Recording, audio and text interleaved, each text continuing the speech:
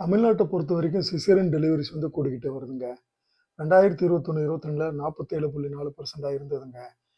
2022, 23ல் இது 48.3 கூடுதுங்க.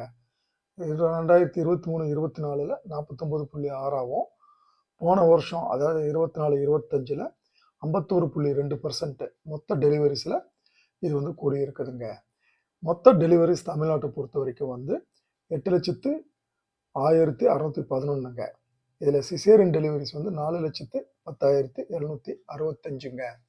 இந்த caesarean deliveries போடுறதுக்கு என்னென்ன ரீசன்ஸ் அப்படின்னு டாக்டர் சொல்கிறாங்க அப்படின்னா, அந்த கர்ப்பிணி தாய்மார்களுடைய உடல் எடையை வந்து அதிகரிக்கிறது, கருவில் இருக்கக்கூடிய குழந்தைகளுடைய உடல் எடையை அதிகரிக்கிறது, சர்க்கரை வியாதி, தைராய்டு, அனீமியா, பிளட் ப்ரெஷரு, இந்த மாதிரி விஷயங்கள் இருக்கிறதுனால மெயினாக உணவு பழக்கங்கள் இதற்கு ஒரு காரணம்னு தெரிவிக்கிறாங்க.